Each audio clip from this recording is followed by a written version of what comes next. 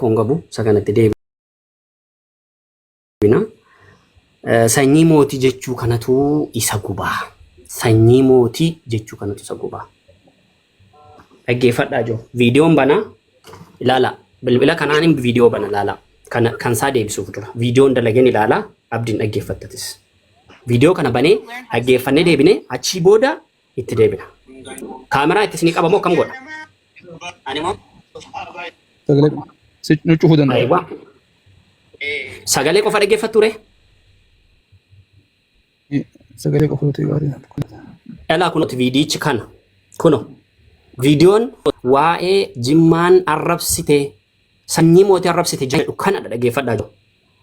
Gadi qabeen kun akkasitti isin dhaggeeffachiisaa dhaggeeffadha. Kana natti tolu yoon ifa baasee dubbadhe malee sababiin sooshaal miidiyaa kanarratti dubbattuu taanee gariin keessan qeeqxanii gariin keessan wantoota garaagaraa jettanii fi waan inni wanta waa balleessa wanti kun hin bada nama miidha nama balleessa jechi gochatti jijjiirama jedhee waan hin amanuu fi sababaa kanaan bahee dubbadha yeroo hedduu. Dubbiin eessaa ka'e gaafa dhiyoo kana hin yaadattu yoo ta'e bifti ummata Arsii kuni golden coloriidha jedhanii sheekni kaasanii dubbatanii naan sanaan wal qabsiisee duulli bal'aa tokko banameennan wanti kuni dogongorri ilmi namaan dogongora yeroo tokko qofa dogongorame wanti kuni namni kun nama guddaadha dhiisaa irra darbaa jedhee sooshaal miidiyaa kanarratti ba'een dubbadhe namni kun nama aalimaadha waan ta'eef yoo komachuun barbaachise abbuma viidiyoo kana fuudhee yuutuubii irratti ituu ediitiin godhiin gadi gadhiise komachuu qabna jedhee sana dubbadhe.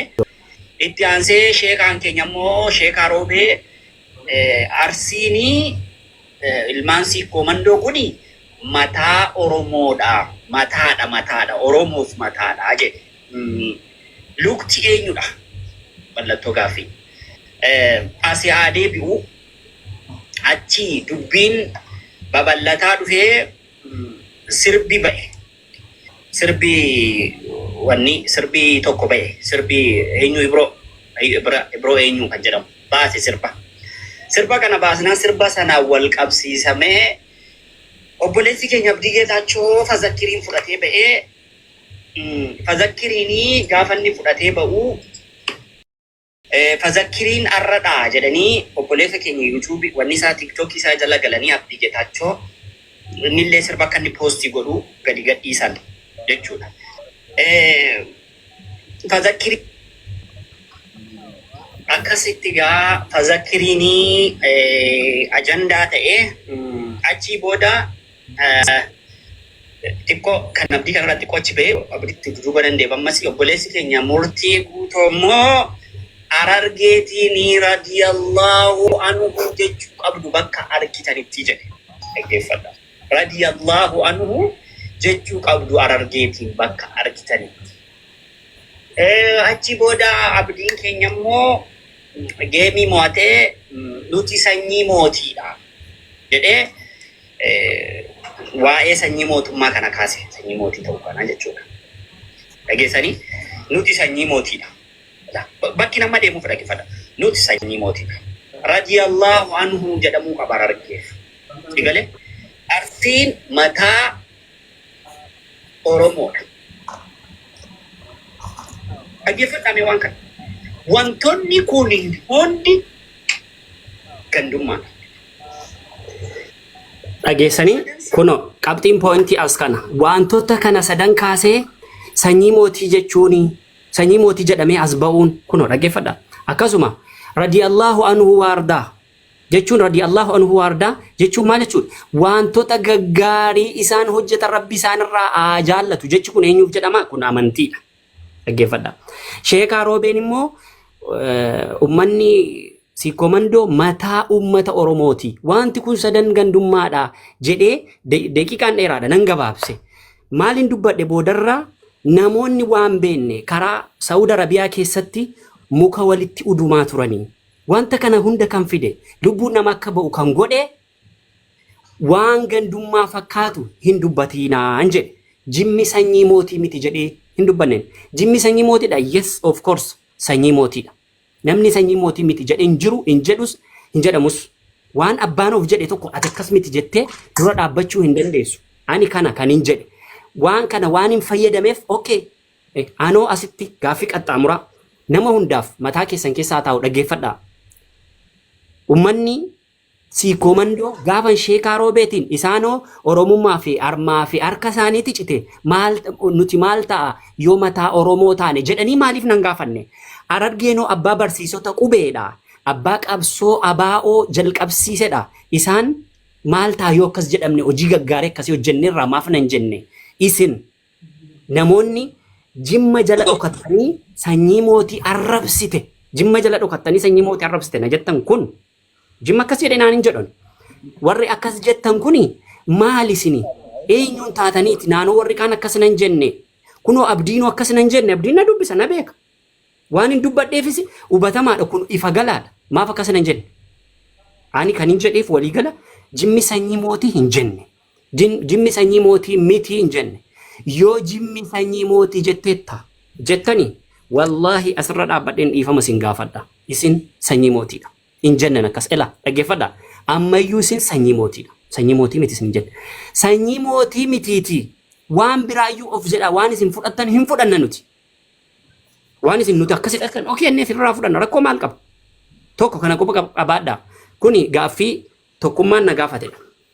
Lammata kan tokkummaa deebisiin kan nabaaniitti deeba. Nabaaniin gaaffiitti na gaafatte sorry gaaffii keetti jalqaba ture. Sorry nan irraanfadhe abbaa. Gaaffiitti na gaafatte seenaa shanan gibee dura barraa'uu qaba jedhee.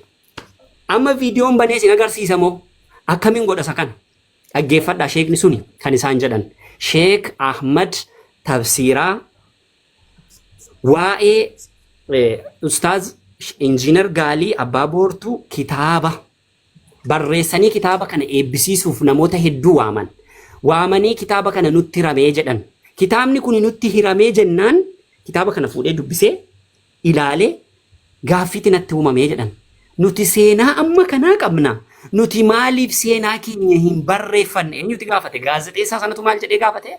Maalirraa kaatanii isin seenaa ummata siikoomandoo barreessitan jedhee gaafate bakka sanatti. Jennaan sababni ani irraa kee barreesse tokkoffaa sheeka tokkotu akka ani barreessu na kakaase. Lammata immoo Injiinar Gaalii Abbaa Booraatu isaantu na kakaase akka ani barreessu na godhe. Kitaaba sana dubbisee nutoo seenaa jabaa akka kanaa qabna.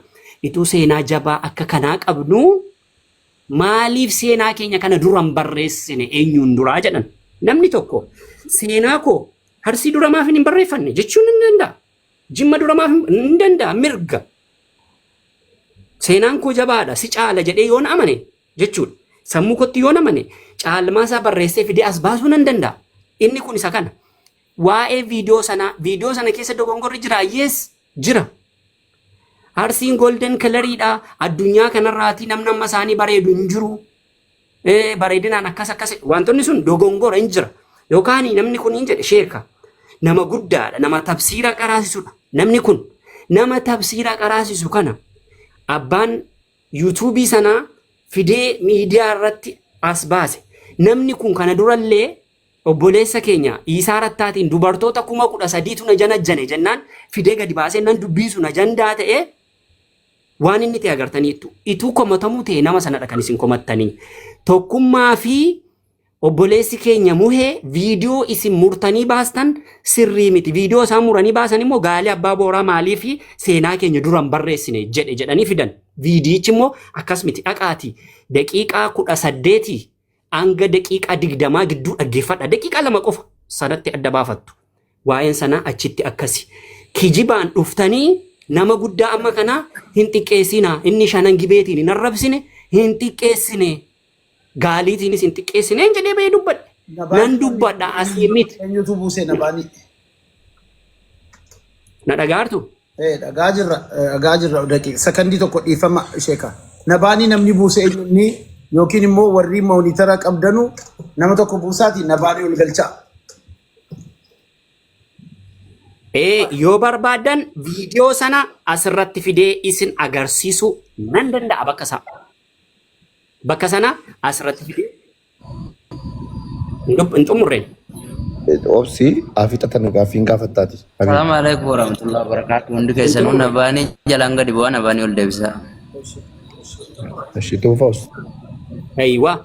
Video sana ela amma fideen sinitti agarsiisa ala amman sinii baasasas kuno. Eega daqiiqaa tokko ne eega. Waan isaan jedhan itti qabee YouTube sanatti qabee isa editii godhiitii hin qabne waa tokko godhiitii hin qabne YouTube irraan fidee agarsiise gaafa sana. Akkasitti nama kana hin xiqqeessinaa jedhee hayyee gaafani akkas jedhee kana godhoo gandummaa ta'eeti. Gaafa Sheek Alii Jimmaatiin sooshaal miidiyaa kanarratti isinidha kan ba'ee dubbate gaafa Sheek Alii Jimmaa duuriyyee diinummaa keef jettee kana jettennaan diinummaa keefidha hin jedhiina. Sheek Alii Jimmaa aalima nama guddaadha. Nama fatwaa godhudha. Nama hukumii fatwaa dandeettii fatwaayyuu kennamedha jedheen dubbadhe hin jirtu. Gaafa sanoo gandummaadha maaliif nan jenne sinnaan. Gaafa sana gandummaadha maaf nan jenne. Ati numiti jimma jibbitaa maaf dubbatte maaf nan jenne. Jibba jimmaa qabda nuuf hin dubbatin maaf nan jenne. Okay. Gaafa sana arra akkani jibba jimmaa qabu sunitti mul'ate. Warri jimma jibbitaa sanyii mootii jettee nu xiqqeesse sanyii mootii.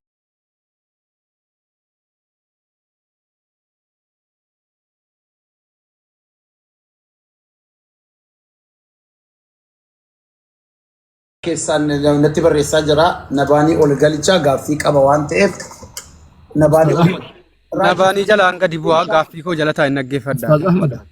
Oh, waa videoon fida. No. Ustaz Ahmad. Ustaz isinitti fufaa warri moonitara qabdan immoo nabaanii galchaa.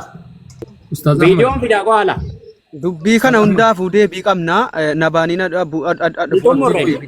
Abdii koy Ustaz Ahmad waan gootan amma Abdii dhaggeeffadhu. yaadaa fi Abdii badaru aydan dhiifama haa dubbatanii nama biraa miti ani bara amma jaarsaami garuu angaaffii ustaaz irraa qabaan numti abdiin geetachuu jechuudha. So hafixatanii Dubartiin na gaafachuu dandeessa. Hafixadhaa inni Na gaafatta. Ustaz Ahmad dhiifama. Okay. Gaafa sana akka sedheen dubbadhe viidiyoo ragaa agarsiise mu'ee fi tokkummaa elaa kana hin kijibdan dogongora jedheen elaa akkasitti itti qabee mobaayilii itti qabee moobaayiliis tokko waraabee itti qabeen akkasitti agarsiise jechuudha. Kun achitti xumurame goolabame kanaan never ever milkaa'uu hin dandeessan. Tokko jedha. Asin deeba. Gaaffii kan na gaafate inni biraanii eenyudha? Eenyu sadaffaa kan na gaafate? Abdii. Ummata jazbaa jettee isa jedhu wanni na gaafate tokkummaa hankeetti hin deeba.